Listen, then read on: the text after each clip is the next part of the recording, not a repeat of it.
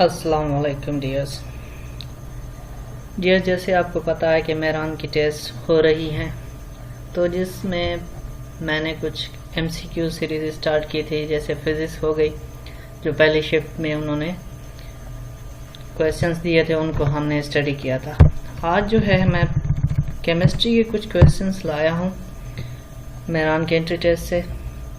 जो किसी बच्चे ने टेस्ट दी है, मैंने उनसे पूछ के ये क्वेश्चंस बनाए आप लोगों की हेल्प के लिए, ताकि आप भी इस चीज़ से फ़ायदा उठा सकें। चलो तो आज स्टार्ट करते हैं इसको। ये केमिस्ट्री की ठीक है पोर्शन है, केमिस्ट्री टेस्ट है जो मेहरान ने ली है। इंशाल्लाह ये आपको जो बच्चे दे चुके हैं टेस्ट या जो देने वाले हैं उनको बहुत हेल्प आउट करेगी। तो बिना वक्त ज़ाया किए स्टार्ट करते हैं। इसमें पहला क्वेश्चन इन्होंने पूछा है कि देखिए, अब इनकी टेस्ट की लेवल मैंने पहले आपको बताया था कि फिजिक्स की लेवल भी इतनी हाई नहीं थी। वो हाई लेवल क्यों नहीं है, उसके दो रीज़न होते हैं या हो सकते हैं। वो ये है कि एक तो कोविड-19 की वजह से वैसे क्लासेस नहीं चले बच्चों के, वो ऐसी प्रिपरेशन कर सकते तो वो एक दूसरे को टफ टाइम देते। तो इन्होंने एक नॉर्मल टेस्ट निकाली है। केमिस्ट्री का भी वही हाल है जो फिजिक्स में थे। ठीक है जी, तो चलो स्टार्ट करते हैं। Question number first है volume is directly proportional to the temperature at constant pressure. The law is called, या this law is called, this law is called dash law. तो इस लॉ को हम क्या कहेंगे? बॉयल्स लॉ कहेंगे, चार्ल्स लॉ कहेंगे, एवोगाड्रोस लॉ कहेंगे, या इनमें से कोई नहीं होगा। ये तो बच्चों को पता ही होता है कि ये कौन सा लॉ है। This is Charles law. This is the statement of Charles law. Question number second में उन्होंने उसी में से ही एक और क्वेश्चन निकाला है। Charles law mathematically as written as, वो कैसे लिख सकते हैं? K is equal to V upon T, या K is equal to V into T, या K is equal to T upon V, या none of these। ठीक है जी, अब ये तो हमें पता है the ratio of volume and temperature remains constant. तो इसका करेक्ट आंसर क्या होगा? K is equal to V upon T। Number third है intermolecular attraction, sorry, this is intermolecular attraction, not internal। intermolecular attraction of an ideal gas can be increased by, जो intermolecular attraction होती है ideal gas में, उसको हम कैसे बढ़ा सकते हैं? by pressure, by temperature, by heat और none of these।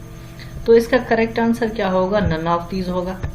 ठीक है जी, वो क्यों होगा उसकी मैंने ये एक्सप्लेनेशन भी दी है। The effect of intermolecular forces. ठीक है, अब इसमें पहली चीज क्या है?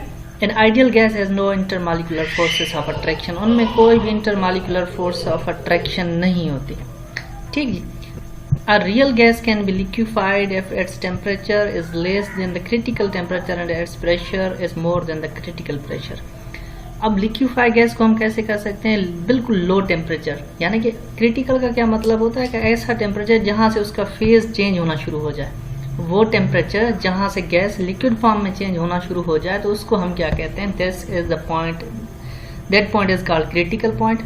अब ये किस चीज का पॉइंट है? This is the temperature. ठीक है, ये टेम्परेचर का वो पॉइंट है जहां से इतना टेम्परेचर कम हो जाए तो गैस वो कहाँ कन्वर्ट होना शुरू हो जाए, लिक्विड में कन्वर्ट होना शुरू हो जाए, तो उसको हम क्या कहते हैं? This is the critical temperature. और उसको प्रेशर कितना चाहिए होता है?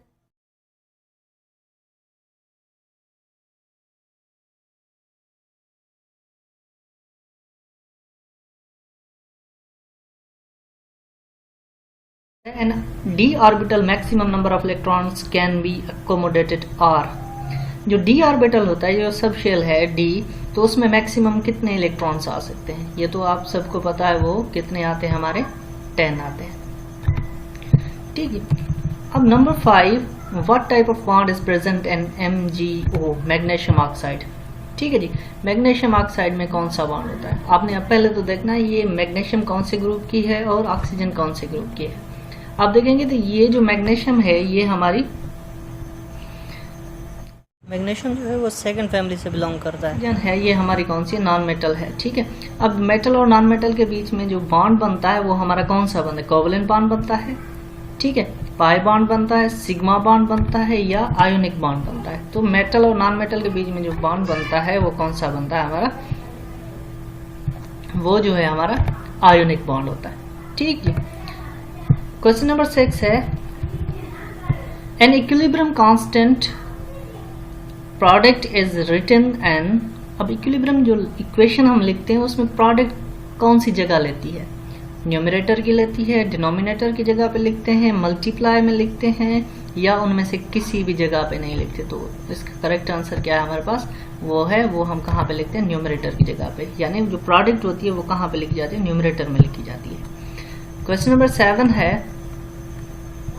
A balanced chemical equation can be affected by.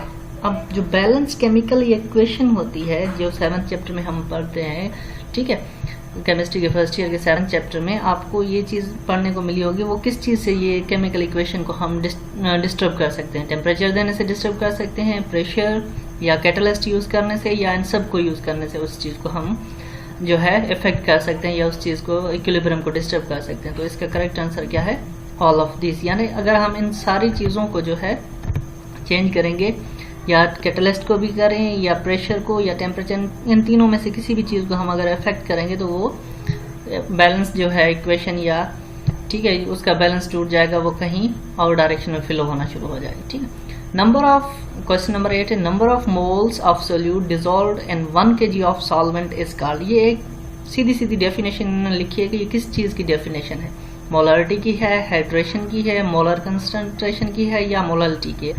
ठीक है जी, अब मोलरिटी तब होती जब यहाँ पे हमारा क्या लिखा होता, 1 dm³ लिखा हुआ होता। ठीक है जी, तो ये मोलरिटी की नहीं है, हाइड्रेशन की भी नहीं है, मोलर कंसंट्रेशन की भी नहीं है। तो ये कौन सी है हमारी डेफिनेशन, ये मोलरिटी की है। क्वेश्चन नंबर 9 है सोडियम इज यूज्ड एज। अब सोडियम को हम किस तरीके से यूज करते हैं या उसका यूज कैसे किया जा सकता है। अब सोडियम का रिड्यूसिंग एजेंट के तौर पे यूज किया जा सकता है, ऑक्सीडाइजिंग एजेंट पे यूज जो है तौर पे यूज किया जा सकता है, या सिर्फ गैस के लिए यूज किया जा सकता है, या इनमें से किसी भी तरीके से इसको यूज नहीं कर सकते। तो इसका करेक्ट आंसर क्या है, दिस इज रिड्यूसिंग एजेंट। ठीक है, अब इसको हम क्या कर सकते हैं, रिड्यूसिंग एजेंट के तौर पे यूज कर सकते हैं, या इसको हम कॉमनली ऐसे भी कह सकते हैं जो रिड्यूसिंग एजेंट वो मेटल्स को हम क्या कहते हैं, वो रिड्यूसिंग एजेंट्स होते हैं। रिड्यूसिंग एजेंट का मतलब क्या होता है, ऐसे एलिमेंट जो अपना इलेक्ट्रॉन जो इनके शेल में है उसको लूज कर सके जब किसी नॉन मेटल के साथ रिएक्शन करें, तो उसको हम क्या कहते हैं, those are called reducing agent. ठीक है, एक और रट्टे वाला इन्होंने एक क्वेश्चन दिया, क्वेश्चन नंबर 10। अब borax chemical formula is given by. Borax का केमिकल फार्मूला कौन सा है, ये तो अब जो मेडिकल वाले हैं उनको तो पता ही होता है कि कौन सा फार्मूला है, वो रटे के बहुत तेज होते हैं। तो इंजीनियरिंग वालों को थोड़ा बहुत मुश्किल होती है, तो चलें आप भी रटा लगा लेना। तो इसका करेक्ट आंसर क्या है, Na2B4O7.10H2O। ठीक है, और question number 11, the compound of carbon and hydrogen are studied in dash. अब इन दो चीज़ों के कंपाउंड हम कौन सी केमिस्ट्री में स्टडी करते हैं, biochemistry, organic chemistry, physical chemistry, या इन सब में हम इनको स्टडी करते हैं। तो करेक्ट आंसर क्या है इसका, organic chemistry. This is the branch of organic chemistry in which we study carbon and hydrogen compounds. The chemical formula of dichloromethane is. अब उसका केमिकल फार्मूला डाइक्लोरोमीथेन का क्या है, मीथेन क्या है, दिस इज द डाइक्लोरोमीथेन। ठीक है, A is the correct answer. When hydrogen alkyl, question number 13 है, when hydrogen of alkane is replaced with halogen atom, resulting family is called। जब किसी हाइड्रोजन जो अल्केन है, अल्केन फैमिली में से hydrogen को हम रिप्लेस कर रहे हैं किसी हेलोजन एटम के साथ, तो जो बनने वाली फैमिली है उसको हम क्या कहेंगे, alkyl halide, alkyl group, alkyl या अल्कोहल कहेंगे। It's correct answer is alkyl halide. Okay, question number 14. The general formula of alkane is CnH2n,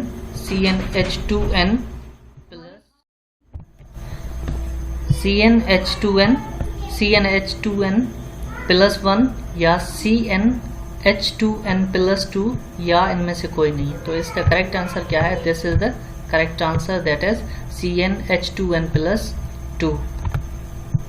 question number 15. Normal propyl alcohol structure formula is. अब यहाँ से देखें ये इंटर केमिस्ट्री स्टार्ट हो गई। तो यहाँ पे देखें इन्होंने 50% जो है या 50 से ज़्यादा 50 ही इन्होंने क्या किया, केमिस्ट्री का पोर्शन फर्स्ट ईयर का रखा है और 50% जो है इन्होंने इंटर केमिस्ट्री का पोर्शन रखा है। ठीक है जी। तो question number 15, the normal propyl alcohol structure formula is. अब ये आप लोगों को याद करना होगा कि वो कौन सा फार्मूला है। तो आप लोगों ने इन फार्मूलों को जो है याद कर लेना है या उनकी जो है प्रैक्टिस कर लेनी है। This is a is the correct answer. Question number 16, an exothermic reaction heat is denoted by. Change in H, change in Q, या इन दोनों के साथ या एन में से किसी के साथ भी रिप्रेजेंट नहीं की जाती। Then the correct answer is delta H या change in H. Question number 17, saturated hydrocarbons are the compounds in which the valency of carbon is satisfied by dash bond। तो उनके बीच में जो उनकी वैलेंसी है उसको सेटिस्फाई करने के लिए उनके बीच में बॉन्ड कौन सा होता है, सिंगल बॉन्ड होता है, डबल बॉन्ड होता है, ट्रिपल बॉन्ड होता है, या इनमें से कोई भी नहीं होता। The correct answer is single bond. Okay जी। And last is the natural sources of organic compounds are coal and dash. अब जो नेचुरल सोर्सेस हैं ऑर्गेनिक कंपाउंड्स की वो कौन सी हैं? फैट है, एनिमल्स हैं, फैट्स हैं, प्रोटीन्स हैं, या इनमें से कोई नहीं है। Then correct answer is animals. ठीक है, ये जो थे कुछ क्वेश्चंस थे जो मैंने कलेक्ट किए थे किसी दोस्त के थ्रू जो टेस्ट दे के आया था। ठीक है जी। अगर आपको ये वीडियो पसंद आई हो तो चैनल को सब्सक्राइब करें, लाइक करें और ये वीडियो शेयर करें अपने दोस्तों के साथ ताकि वो भी इस चीज़ से फ़ायदा उठा सके। Okay, thank you dear, thank you for your time.